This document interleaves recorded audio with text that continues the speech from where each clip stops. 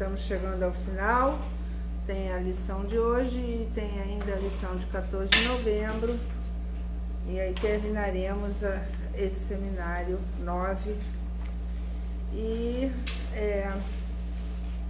a lição do dia 20 de junho, que é essa que a gente está hoje, né? É uma lição em que Lacan vai se centrar sobre a questão do ponto, né? Aquele ponto que nós já vimos em lições anteriores, que é aquele ponto do cross cap, né? Que passa pelo centro, ali onde há todas as bifurcações do cross cap. E ele vai se centrar então no ponto, ele vai se ocupar desse ponto. Ele vai iniciar a lição dizendo que está terminando o seminário e vai dizer que evidentemente ele não conseguiu trabalhar tudo que diz respeito à identificação. E vai se situar a identificação nas 3 identificações em Freud. É nesse seminário que ele então chega no ponto de identificar as 3 identificações em Freud, e depois só ele retoma isso no seminário Os Não Tolos Erram, ou seja, o seminário 21, em que ele vai repetir a mesma leitura de 3 identificações em Freud.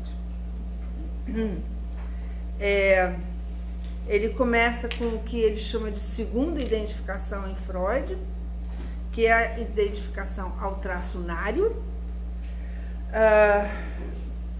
que então ele, né, é o que ele mais trabalhou por todo esse seminário, que seria então a função do traço unário na identificação ao traço, né?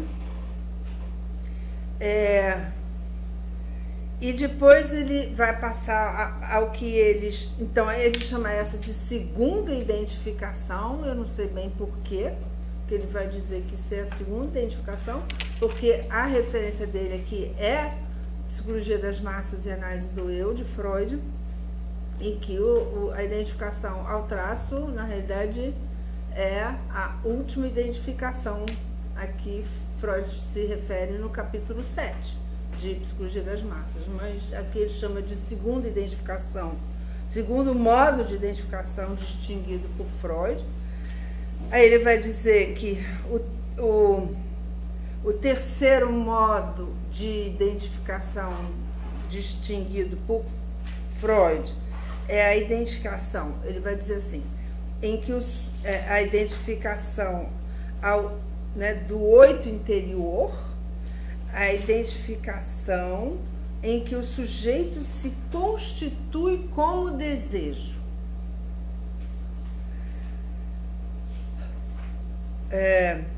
E na qual todo o nosso discurso anterior impedia desconhecer que o campo do desejo só é passível de ser concebido a partir da função do grande outro.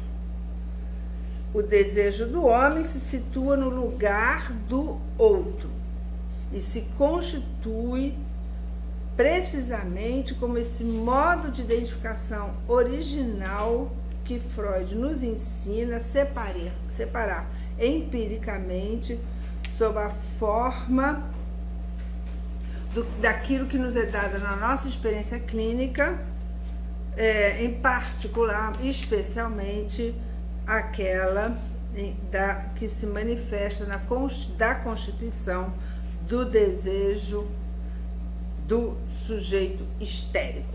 Então, é aí que ele vai identificar a identificação histérica, e vai aqui dizer que seria o terceiro modo de identificação em Freud.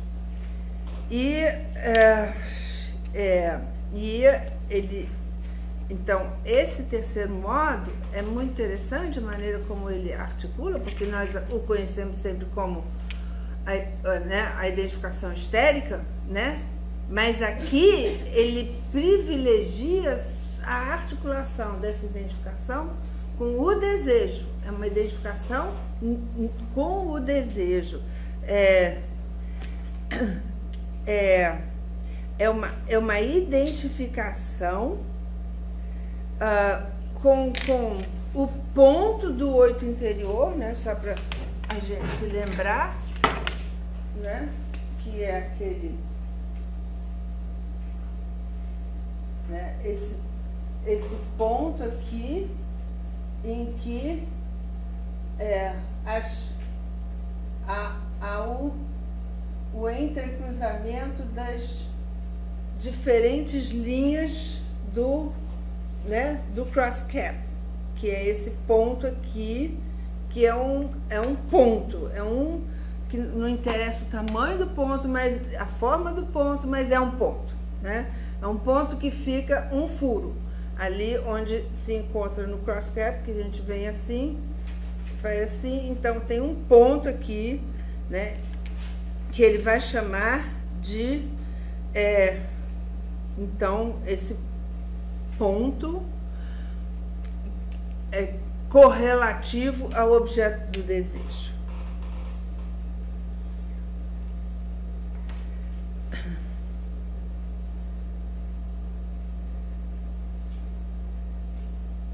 E aí ele vai falar assim, que no próprio texto de Freud, ele faz uma correlação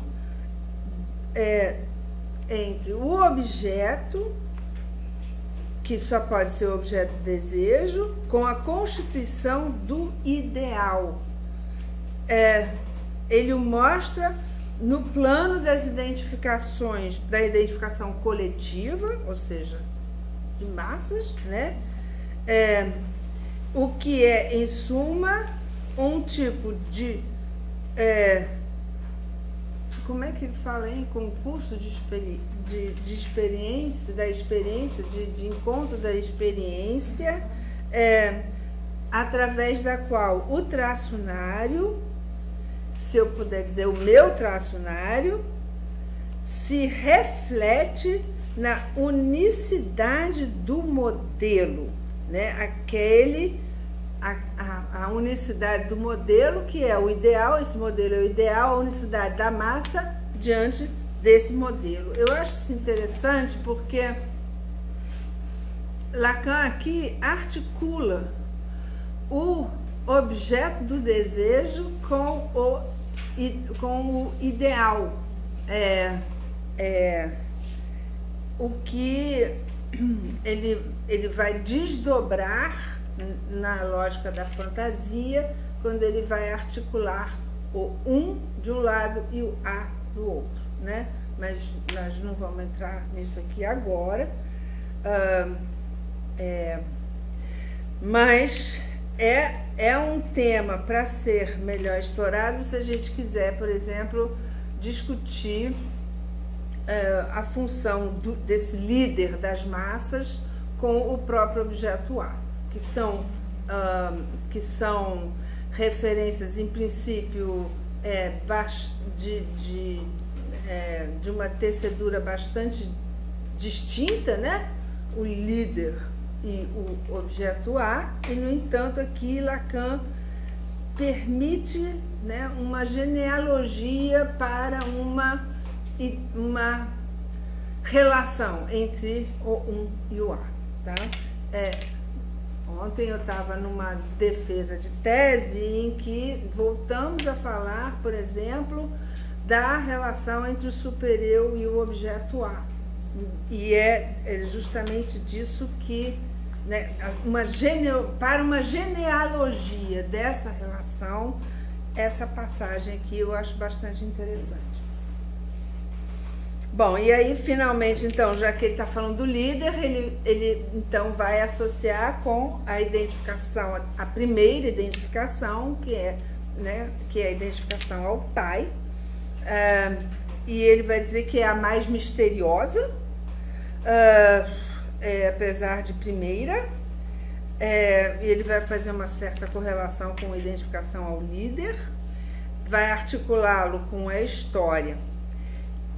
Mas aí ele vai dizer que ele não vai entrar nesse seminário, porque isso exigiria um desdobramento enorme, que evidentemente não vai ser possível fazer agora no final do seminário, um trabalho que exigiria partir de Totem Tabu em Freud.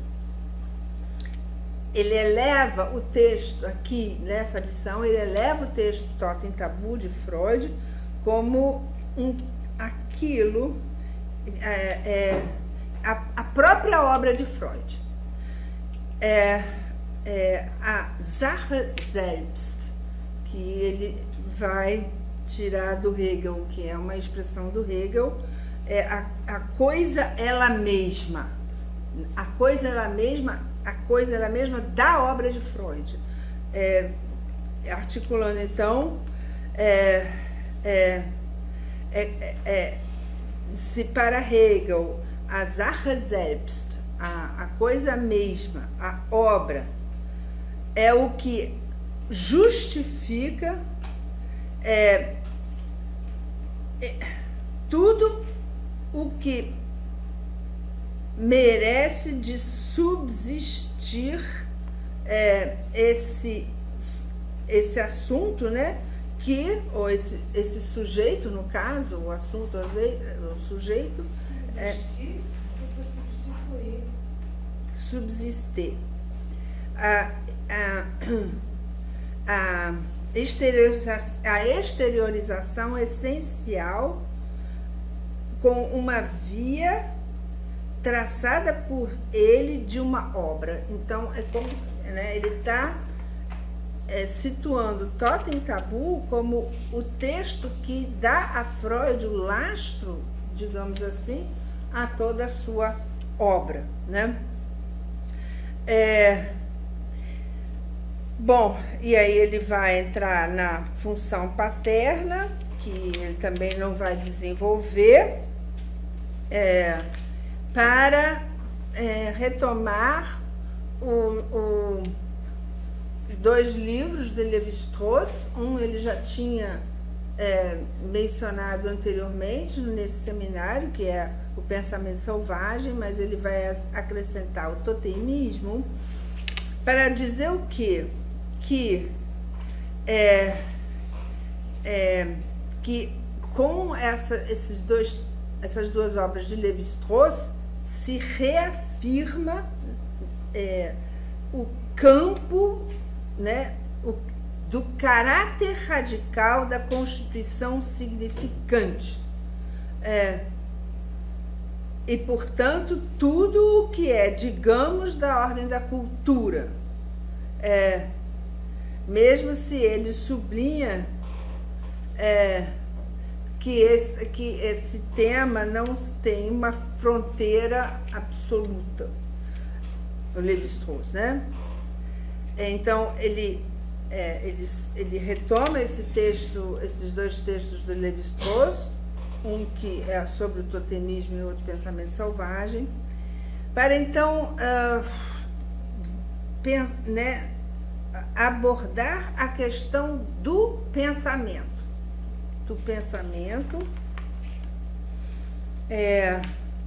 Como aparelho operatório,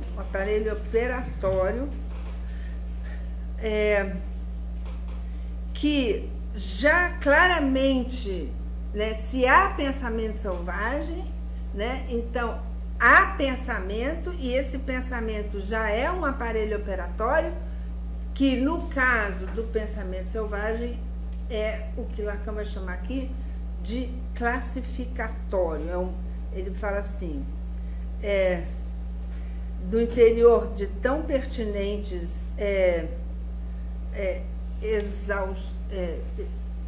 ele exaure, né? Exaustões, ele exaure de forma tão pertinente toda a lógica do pensamento selvagem, né? No modo classificatório sobre o qual podemos dizer que o pensamento selvagem é menos instrumento do que o próprio efeito, ou seja, o modo classificatório é o próprio efeito do pensamento selvagem. O pensamento é classificatório, né? Esse pensamento selvagem é classificatório. Ele vai mais tarde dizer que isso não desmerece o pensamento selvagem, ao contrário, já aponta que mesmo no pensamento selvagem, o pensamento se mostra enquanto pensamento como seguindo uma lógica. É isso, né? Então, o pensamento selvagem é menos instrumento do que de alguma forma seu efeito, em que a função totem e tabu parece inteiramente reduzida às suas oposições significantes. Acharam aí? Estão perdidos? Com isso, Lacan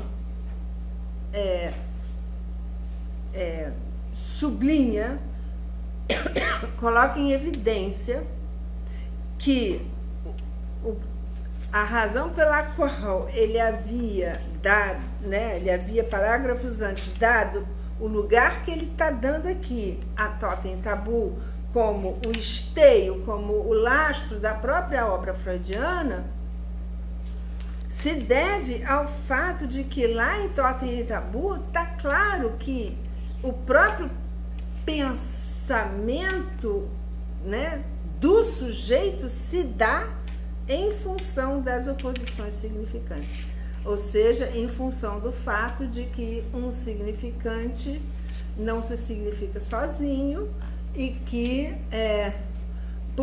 portanto, ele necessariamente ele é absolutamente único, né? Ele é único e precisa de um outro para se significar. Então,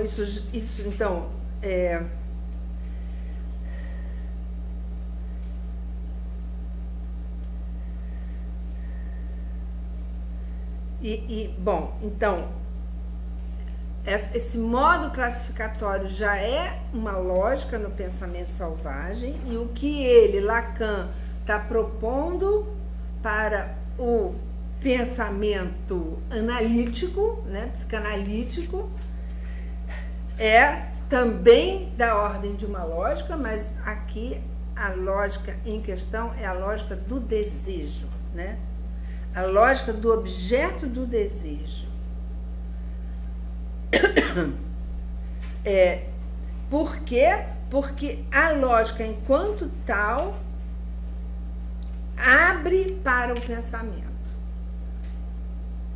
Ele diz assim: essa lógica do desejo, essa lógica do objeto do desejo, sobre a qual, para a qual eu lhes dei o instrumento durante esse ano, designando o aparelho pelo qual cingimos alguma coisa para que seja válida, só pode ter sido desde sempre a verdadeira animação da lógica. Com o que eu quero dizer, na história de seu progresso, ela se fez sentir como alguma coisa que abria para o pensamento. Eu não sei se é a frase em português. Ao pensamento, abria ao pensamento, né? Então, é a lógica que abre ao pensamento. E aí a gente vê, né, como que isso que Freud já dizia, que no processo primário, ou seja, né, aquele que se dá no inconsciente, né, há um pensamento, mesmo se esse pensamento é diferente do pensamento pré-consciente-consciente, ou seja, do processo secundário, né, esse pensamento, ele tem uma lógica própria, né, ele funciona conforme uma lógica própria, que é a lógica do processo primário, lógica, por exemplo, em que não há não e não há contradição, né? Então, aí ele diz assim,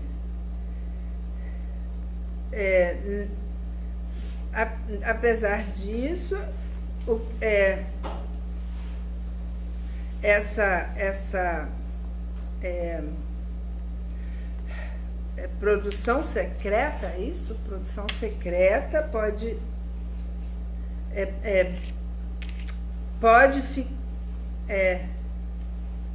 podia ficar mascarada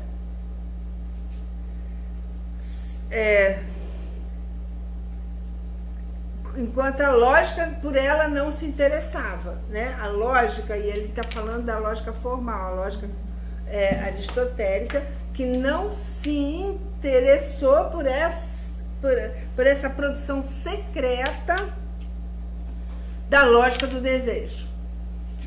Daí a lógica formal não se interessa por isso, né?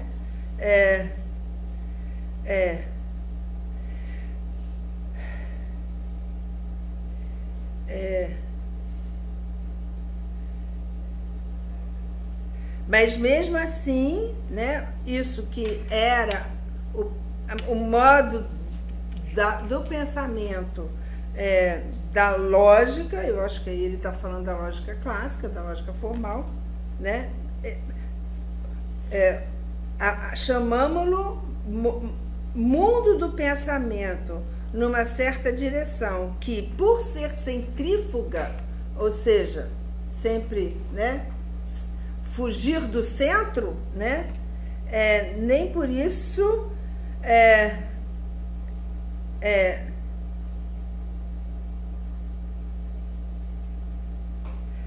não deixava de estar determinada por alguma coisa que se relacionava a um certo tipo de objeto, que é aquele ao qual nós estamos nos interessando no momento.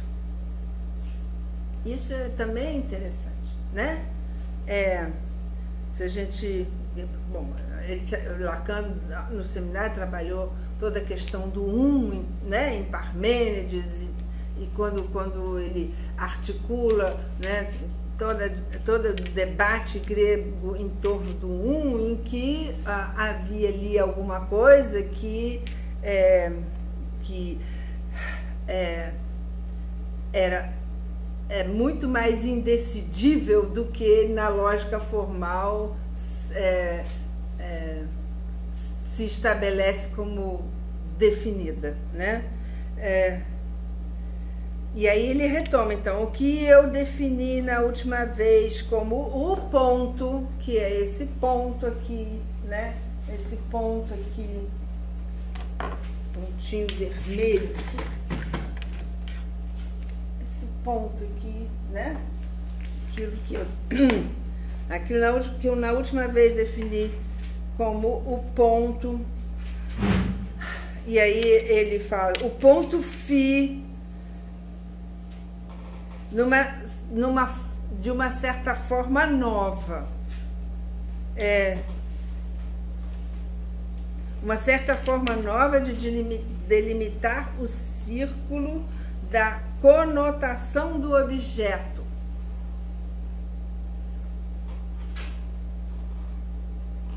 É o que nos coloca na soleira de ter, antes de nos separarmos esse ano, de ter que colocar a função desse ponto desse ponto φ ambíguo. Não apenas ambíguo, não apenas na mediação, mas na constituição uma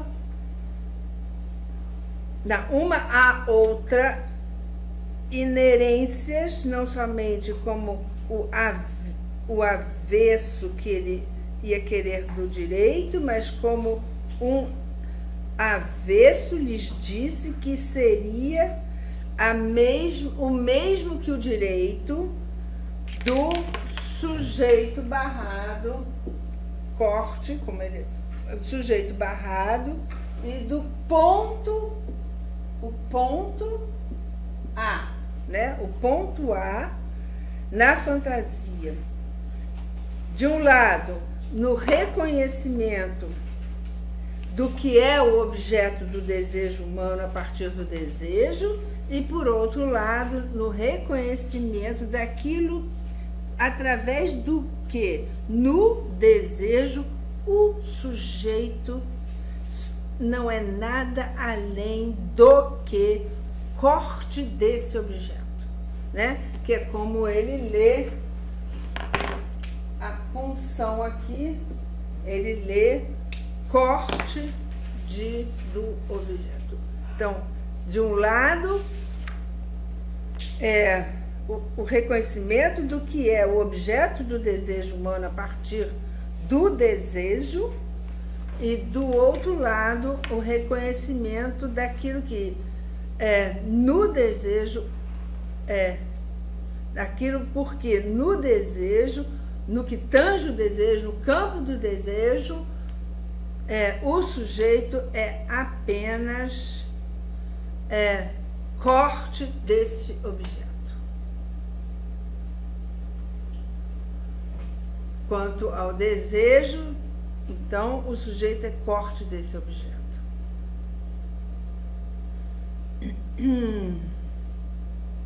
E ele vai associá-lo com o quê? Com o umbigo do sonho em Freud, na interpretação dos sonhos, em que Freud já desde 1900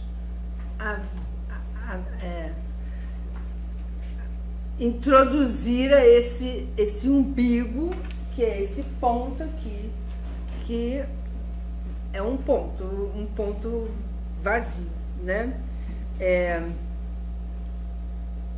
Ele fala, né?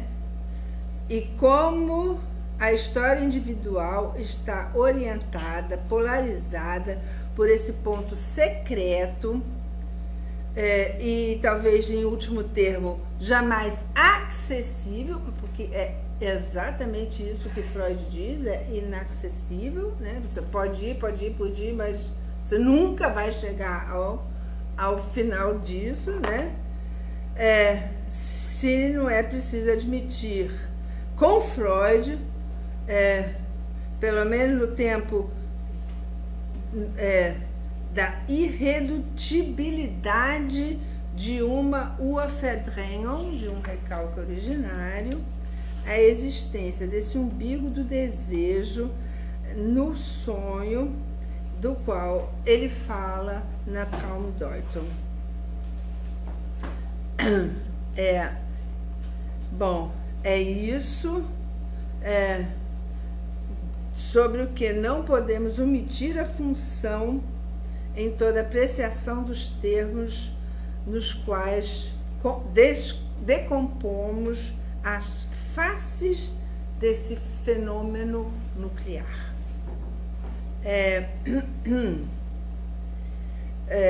E aí ele introduz a pergunta: o que é o objeto do desejo para o neurótico, para o perverso e para o psicótico?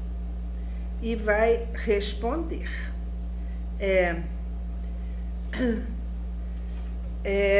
Essa diversidade de cores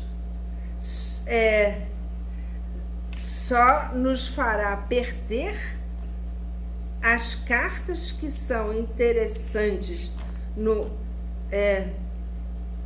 torne-se o que sois, não é isso? Como é que está traduzido? O que tu és. Torne-se, é isso? Torne-te o que tu és. Diz a fórmula da tradição clássica. É possível. O que está assegurado é que você se torne o que você desconhece. É desconhece que está aí? O que está assegurado é que você se torne no que você desconhece. A forma pela qual o sujeito desconhece os termos, os elementos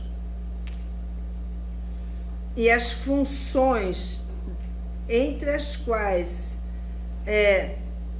se joga o azar, ou a sorte do desejo, não sei como é que está dizendo, o destino do desejo, né? Os elementos e as funções entre as quais se joga aqui a sorte do desejo, é por aí que cada um daqueles que nós nomeamos neurótico, perverso e psicótico é normal. Aí ele diz assim: o psicótico é normal em sua psicose, porque o psicótico no desejo se há, do verbo haver, tem a ver com o corpo. Se depara. A fé ocorre. A fé ocorre. Tem, eu acho que melhor se há. Com H. O psicótico no desejo se há com H com o corpo. O perverso é normal em sua perversão, porque ele se há na sua variedade com o falo. E o neurótico, porque ele se há com o grande outro, como tal. Ele lida com o grande outro como tal. É nisso que eles são normais. Porque são os três termos normais da constituição do desejo. Olha só, ele aqui, em 1962, está dizendo que há um desejo na neurose, há um desejo na perversão e há um desejo na psicose. Né? E que a maneira como o sujeito se há com o corpo, com o falo ou com o outro é que irá distinguir se nós estamos lidando com o psicótico, com o perverso ou com o neurótico de forma correspondente, né? E aí ele diz assim, esses três termos sempre estão presentes. Aí ele vai pedir que as pessoas, ele vai dizer que ele gostaria que todo mundo compreendesse ele. Eu acho que é a única vez na vida que ele vai dizer um negócio desse. Mas que a dificuldade, né, para isso acontecer é a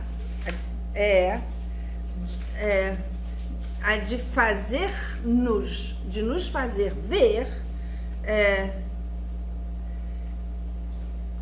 e, né, o que ele diz é que nesse discurso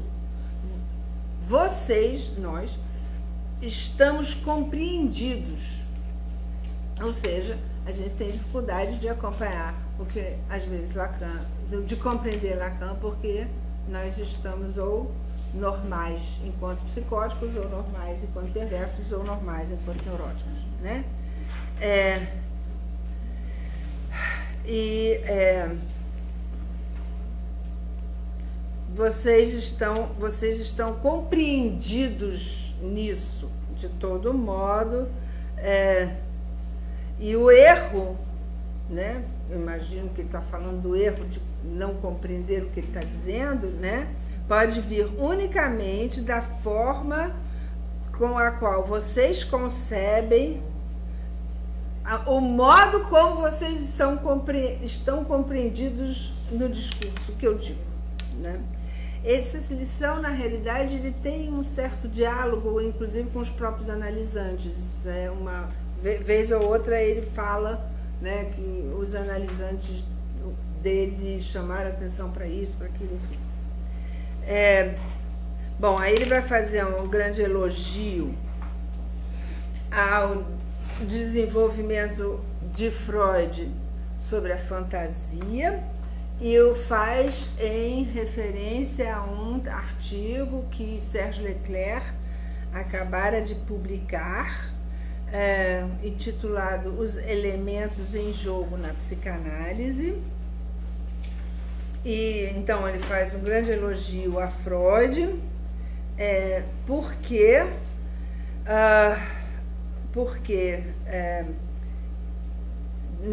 na contramão daquilo que tantos leitores de Freud viram em Freud, porque eles têm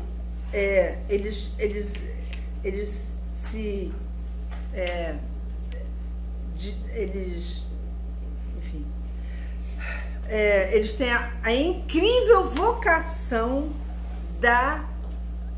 do achatamento, platitude, do achatamento aí, a incrível vocação para um achatamento, né, em que eles entendem, eles identificam como vindo de uma instância biológica o que provoca a própria fantasia enquanto advinda do campo pulsional, né? Ele diz assim: como definir o que funciona por vir do exterior e por vir do interior? E aí ele diz que essa incrível vocação para o achatamento, de crer que em Freud se trata de vir, né, de a pulsão vir do interior, ou seja, de uma instância biológica, que na realidade, né, o corpo vivo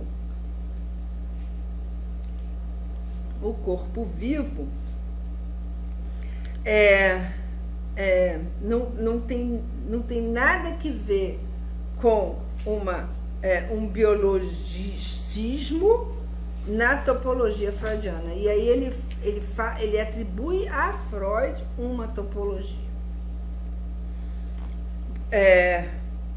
que é qual? Ele diz, né, a relação da pulsão com o corpo está marcada em tudo quanto é canto em Freud. Topologicamente, ele diz isso, né? Que é topologicamente que a pulsão está marcada em Freud. E se então o corpo vivo, não que ele não tenha nada de biológico, mas eles perguntam o que é o corpo vivo,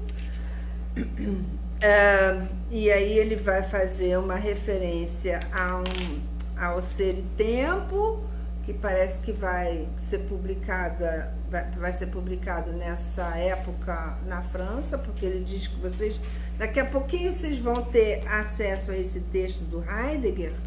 É facinho, só Ser e Tempo, mas enfim. E ele, então, ele de um lado, ele diz que não se trata do corpo biológico, né? Mas com o texto de Heidegger é introduzida a noção de corpo como tendo extensão, como é? Ele usa até umas palavras latinas, latum, longum e profundum. O corpo como tendo um latum, um longum e um profundum. Mas, por outro lado, né, com o ser e o tempo, o que Heidegger introduz nessa noção do ser aí, né, do Dasein,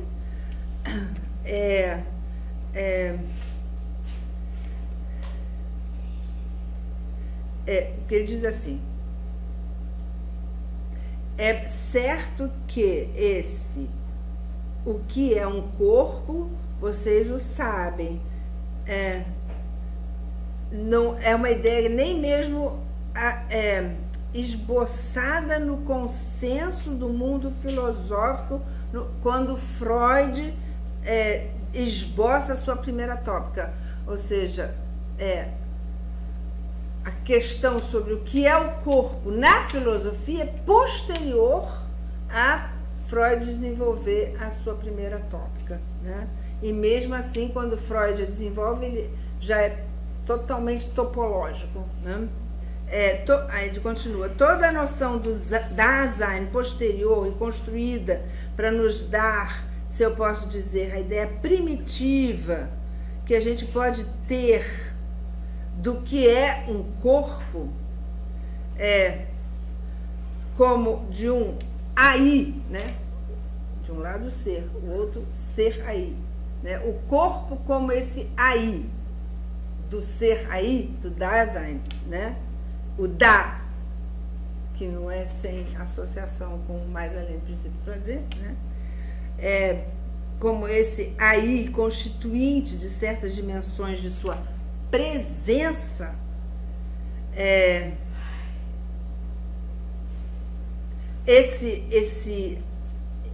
né, esse aí, né, do Heidegger, que se articula com o ser aí, l'être, aqui em francês, eu não sei como é que, e o ser com, o Mitsein, o Dasein e o Mitsein. Tem o ser aí e o ser com. Mitsein é o ser com e o Dasein é o ser aí, né?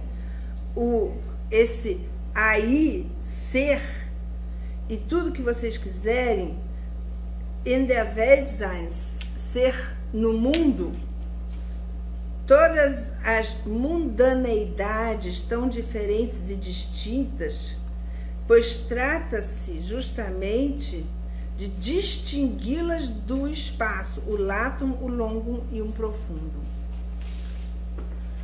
Então, essa dimensão introduzida por Heidegger, que coloca a questão sobre o que é um corpo, já não mais na articulação com o latum, o longum e um profundum, mas com a presença, o corpo ser uma presença, o aí, do ser aí, do ser com, né?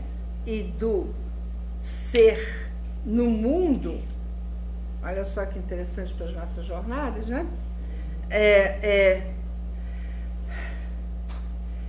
Aí ele diz assim, o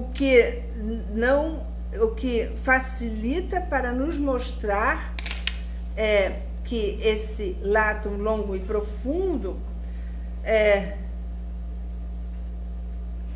apenas a abstração do objeto, e porque isso se propõe como tal em Descartes, né, do qual eu falei no início desse seminário, a abstração do objeto como subsistente, né? Quer dizer, já dado num mundo que não é simplesmente um mundo de coerência, de consistência, mas enucleado? como é que está em português? Enucleado do objeto do desejo como tal. Então, se ele não é um longo, um latum, nem um profundo, né, ele apenas está aqui. Então, tem aí alguma coisa do corpo, né, que ele aqui articula com o próprio objeto do desejo. Se alguém quiser desenvolver isso, do corpo como presença, é alguma coisa bastante interessante, né? Bom, e aí ele conhecia Heidegger pessoalmente, né, o Lacan. Então, ele diz, né, que ele não, né, não admira, né, essa articulação do modo mental do Heidegger em relação a esse latum longum e profundum, né, se há pessoas que não devem estar satisfeitos com essa definição do que seria o corpo, são os psicanalistas, sou eu. Essa referência, sem dúvida sugestiva, ao que eu chamarei uma praxis artesanal, fundamento do objeto utensílio, como descobrindo seguramente as primeiras dimensões da presença, tão sutilmente destacadas, que são a proximidade, o distanciamento, e aí ele diz que o Heidegger, ele mesmo me disse que ele colocou no livro porque o pai dele era artesão que fazia barris. Então, o corpo como esses barris de madeira que eram, na realidade, de produção do pai dele, né? E aí ele volta, né, a questão dos utensílios, dos instrumentos, para identificar como o instrumento já utilizado, então,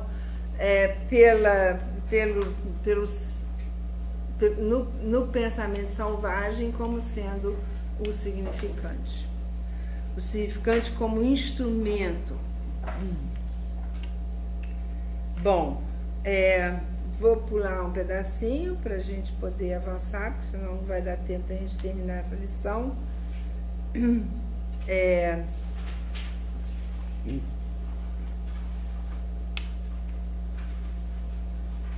Ele faz uma crítica aos pós-freudianos, ele faz uma crítica à psicologia da adaptação, que não é sem relação a alguns autores que se dizem psicanalistas,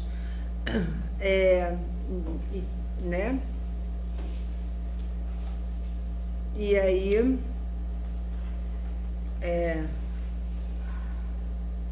ele vai falar que ação é essa que é a nossa, né?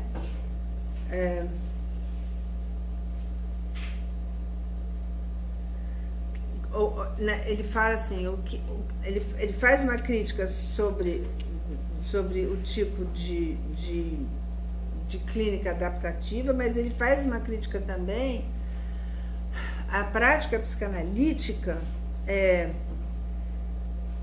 quando ela justamente não tem como visada recolocar um sujeito em seu desejo. A visada dele aqui no seminário, então, no final do seminário 9, é que a psicanálise tem como visada recolocar um sujeito em seu desejo.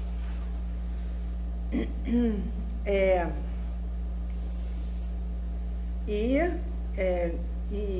aí é interessante, ele fala assim, é uma questão, né? Quando é que nos acontece, enquanto psicanalistas, lograrmos em recolocar um sujeito em seu desejo. Ou seja, nem sempre isso nos acontece, né? Ele diz, na ação que é a nossa, da qual de vez em quando a gente pode se orgulhar como sendo de um sucesso, não diz respeito a vias que concernem o resultado. Graças a essas vias, trazemos num lugar complementar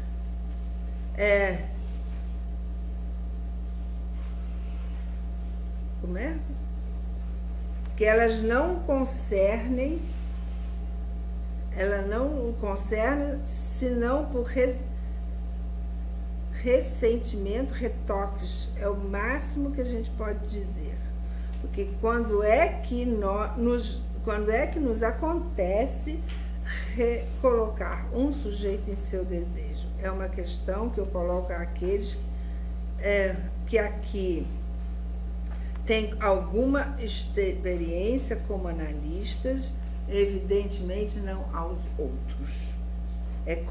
Será concebível que um analista tenha por resultado fazer entrar um sujeito em desejo, como se diz, entrar em transe, entrar no cio, entrar num transe religioso? Será que, né? É bem por isso que me permito colocar a questão nesse ponto local. O único, no final das contas, que é decisivo, porque nós não somos apóstolos, se essa questão não merece ser preservada quando se trata dos analistas. Porque para os outros, o problema colocado dois pontos.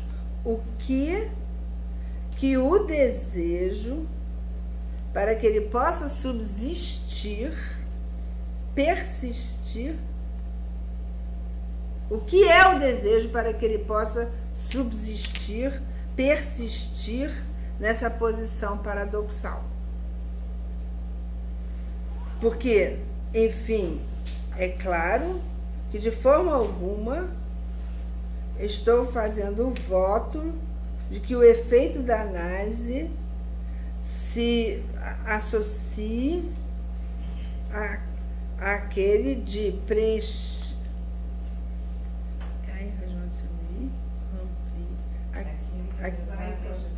Aquele realizado desde sempre pelas sessões místicas, cujas operações famosas, sem dúvida enganadoras, muitas vezes duvidosas em todos os casos, a maior parte do tempo,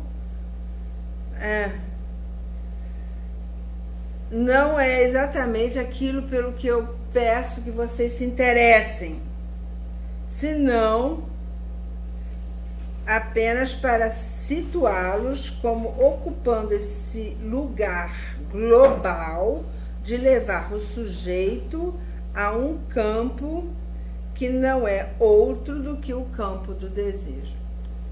E aí ele vai dizer o que vem fazendo nesses momentos, nesse tempo aqui. Ele anda lendo uns textos místicos, uns textos do hinduísmo, né, da técnica mística muçulmana,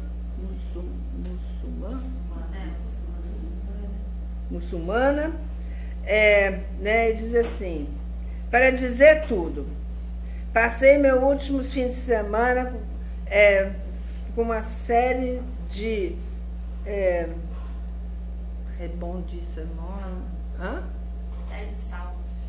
saltos procurar ver o sentido de algumas palavras da técnica mística muçulmana.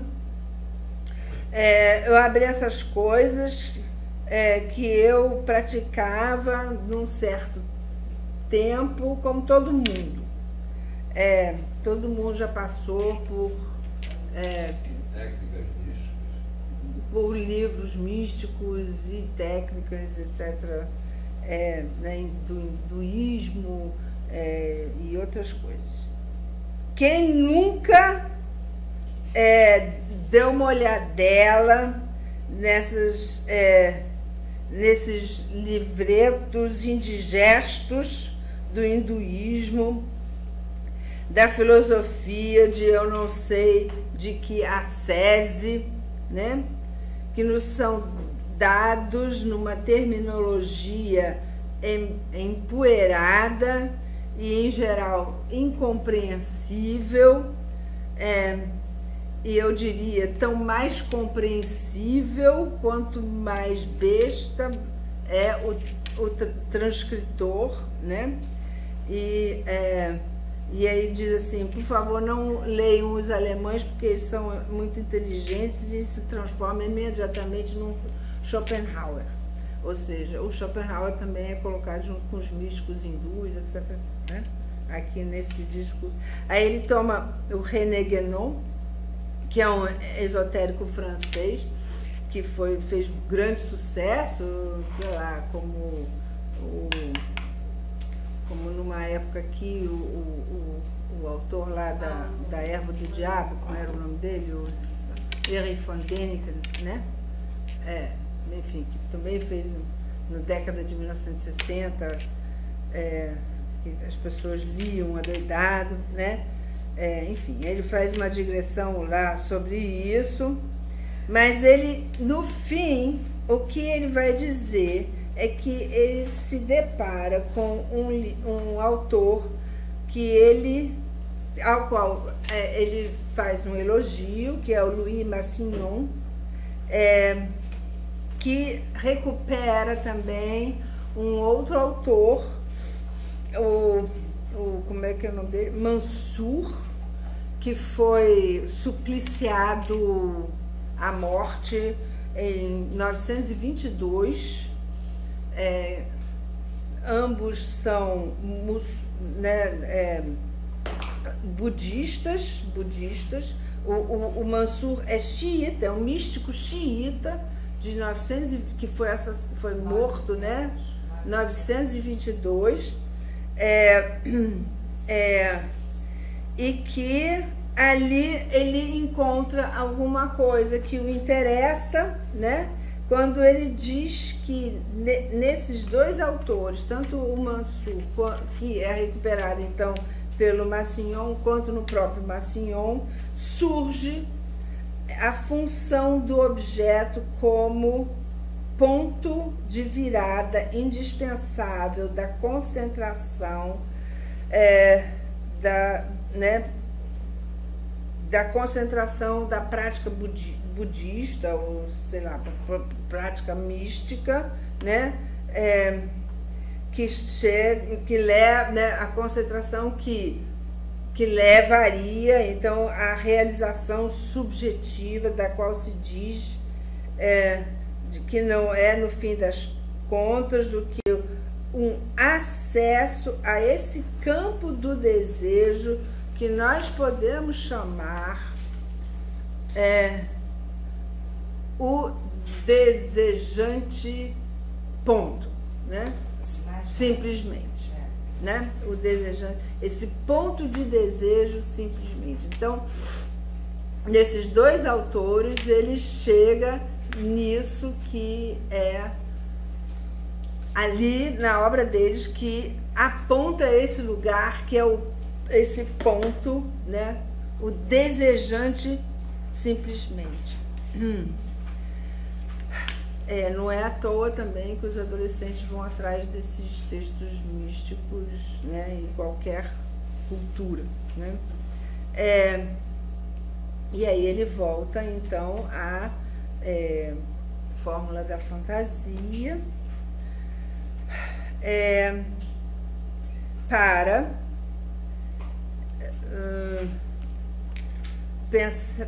para o quê? Para terminar essa lição numa rápida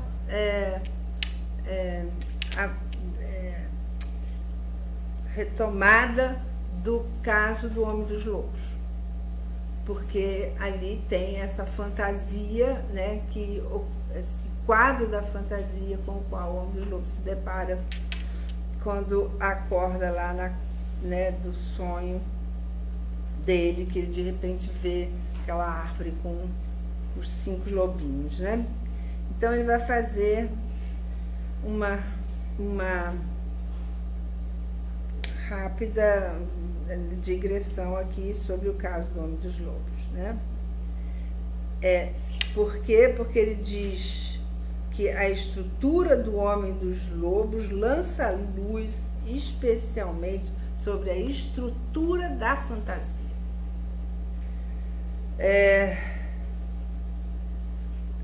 E aí o que ele diz? Retomemos então, simplesmente para pontuar,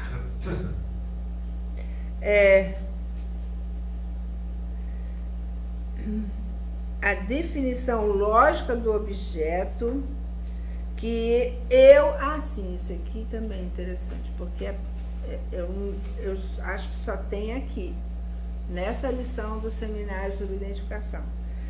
A definição lógica do objeto que eu me permito chamar lacaniano. É aqui que Lacan diz que o objeto é lacaniano. Então, a definição lógica do objeto que eu me permito chamar lacaniano, a sua função lógica se deve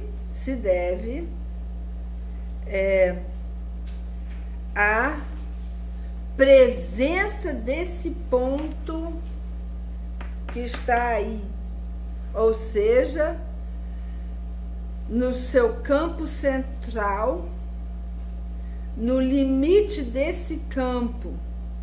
Sua função lógica não se deve nem à extensão, nem à sua compreensão, porque sua extensão se deve à função estruturante do ponto. Esse ponto, então, ele tem uma função estruturante. Quanto mais pontiforme ele é, esse campo, mais ele tem efeitos. E esses efeitos são, se a gente puder dizer, de inversão.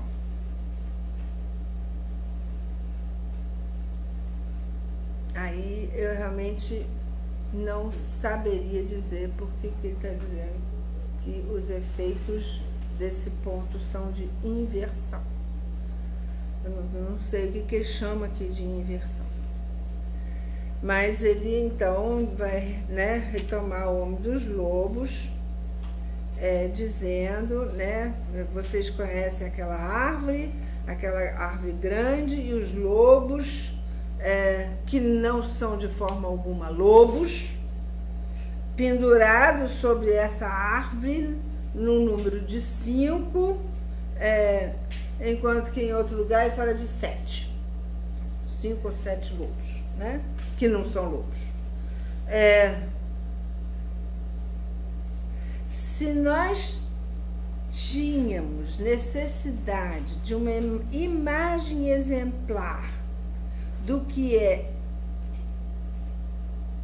o pequeno a aqui, no limite do campo, quando sua radicalidade fálica se manifesta através de um tipo de singularidade, como acessível, ou somente lá, acessível lá, onde ela apenas pode aparecer, quer dizer, quando ela se aproxima, ou que ela pode se aproximar do campo externo, do campo do que pode se refletir do campo, daquilo em que uma simetria pode permitir o erro especular, se então houver a necessidade de uma imagem exemplar, é aí, nesse ponto,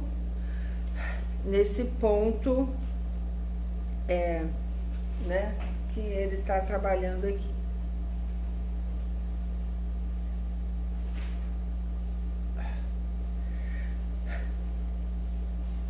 Ele está falando de tentar ter uma imagem do que seria esse objeto. É isso. Não que ele seja imaginarizável, mas, né, para a gente ter uma ideia, no sentido de, se a gente quiser uma ideia do que é esse objeto, né, ou seja, para ter uma ideia, a gente precisa imaginarizar. Então, se a gente quer imaginarizar esse objeto, então, e imaginarizá-lo na borda, justamente, que está, né, que é quase no campo, que se aproxima do campo externo e que não tenha, né, uma simetria, que não produz o erro da simetria, porque nós vimos, né, ao longo do seminário, que a imagem, a identificação imaginária, ela é em descompasso com... quer dizer, a gente se engana dessa identificação imaginária porque, na realidade, né, os dois lados são sempre assimétricos, né, porque do lado direito, né, que eu vejo na direita, na realidade, é o lado esquerdo, e do lado esquerdo eu vejo do lado direito, e eles são absolutamente diferentes, né? Não há exatamente a simetria dos dois lados, né? Então, esse erro especular, como ele chama aqui, né? Então, ele vai usar a aparição da árvore com os seus lobinhos como exemplo do que poderia ser uma imagem do que é esse objeto.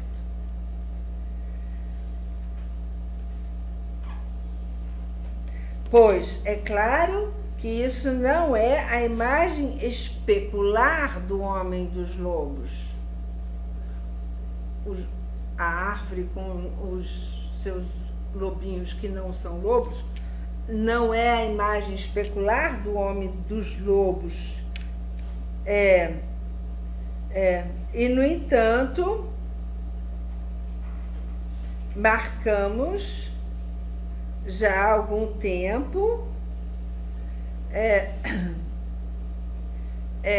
para o autor do trabalho que aqui eu estou comentando, e que é o Sérgio Leclerc, que escreveu aquele texto, né? Não sei, os destinos da psicanálise hoje, como os caminhos da psicanálise hoje, eu me esqueci o nome do artigo, bom, enfim. Né, para o Leclerc, para o autor do trabalho do qual eu estou falando, é a imagem mesma desse momento que vive o sujeito como cena primitiva. Então, para o Leclerc, a árvore com os lobos é a imagem do momento que o sujeito vive como cena primitiva. E aí o Lacan vai contrapor que não é exatamente isso. O que eu quero dizer é que a estrutura mesma do sujeito, se trata da estrutura mesma do sujeito diante da cena. Quero dizer que diante dessa cena, o sujeito se faz lobo, olhando, e se faz 5 lobos olhando. O que se abre subitamente para ele nessa noite é o retorno do que ele é. Ele, essencialmente, na fantasia fundamental. Então, é isso que se abre para ele, isso que o olha. Ou seja, esse objeto, né, na medida em que, no que tange o desejo, o sujeito é corte de ar. Então, é esse objeto que olha para ele. Bom,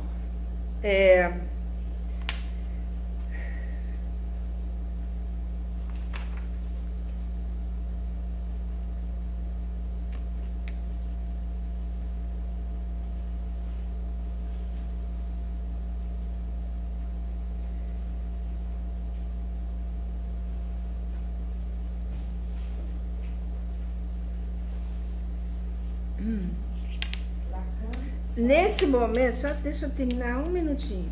Nesse momento, ele está tentando identificar isso que é, então, do objeto ele mesmo, com um número. É interessante isso. Ele diz assim: é muito provável que o objeto, do modo como ele é constituído no nível do desejo, ou seja, o objeto em função não da privação, mas da castração, ou seja, não é um objeto do qual se é privado, mas do qual se é castrado, que implica castração. Apenas esse objeto verdadeiramente pode ser numérico. Não estou seguro sobre se isso basta para afirmar que ele é desmembrável, é isso? Eu estou quase no final da lição. Mas quando eu digo que ele é numérico, eu quero dizer que ele traz o número com ele como qualidade.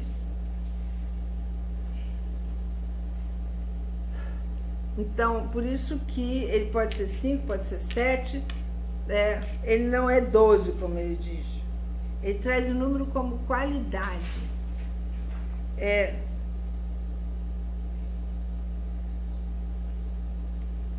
Aqui eles são 5 sobre o esquema e 7 no texto. Mas o que importa? Seguramente eles não são 12. Quando me aventuro nas indicações semelhantes, o que é que me permite eu me aventurar nas indicações semelhantes? E aí ele vai falar aqui, eu vou com muito cuidado, numa interpretação arriscada. Eu espero a resposta. Quero dizer que, indicando a vocês essa correlação, proponho que vocês se deem conta de tudo que vocês poderiam deixar passar da confirmação e de sua infirmação, é isso? Eventual, naquilo que se apresenta, naquilo que se propõe a nós. Mas o que, evidentemente, vocês podem ter confiança em mim. Eu forcei um pouco as coisas, um pouco adiante, o estatuto dessa relação da categoria do objeto, o objeto do desejo com a numeração.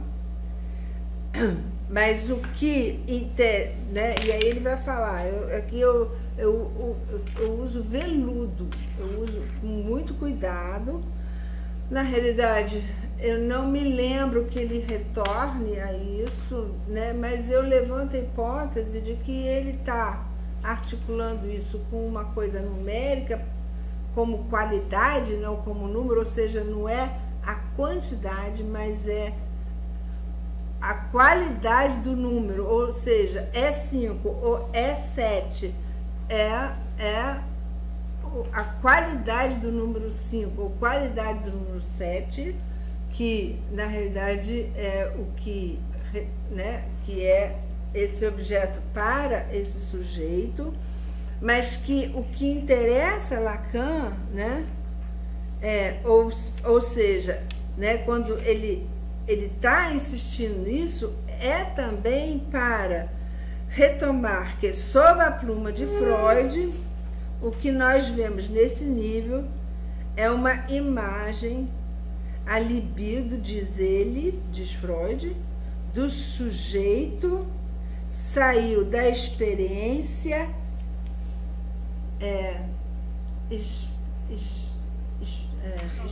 estourada, zersplittert, zerstört. Despedaçar.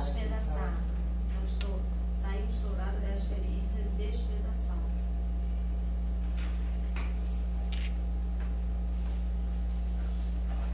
Não é despedaçada, né? Despedaçar e destruir. Aí eu uso uma outra palavra para falar destruir. E aí ele vai fazer uma associação com o splitting, em inglês, né? E vai retomar a questão do duplo, para finalmente chegar ao uso das letras. No final, né? Como uma questão, então, da lógica não formal,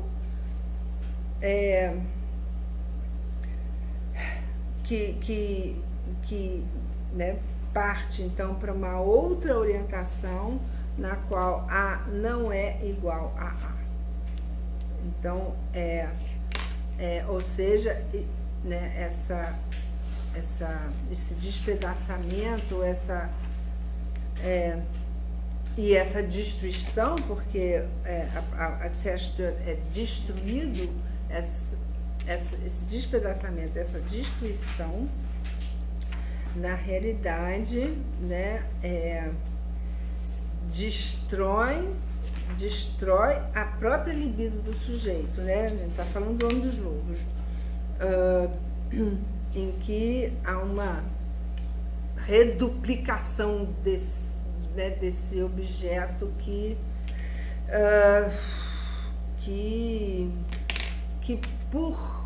porque é um objeto do desejo, não tem extensão, não tem tamanho, não tem quantidade, só tem qualidade, aquela qualidade que então vai ser diferente conforme a neurose, a psicose e a perversão, que é o que então e aí quando a gente pensa, né, que ele havia dito que a normal do psicótico é que esse ponto implica a relação com o corpo, né? Não é à toa que esse corpo ali esteja despedaçado, né? E a libido destruída. É isso.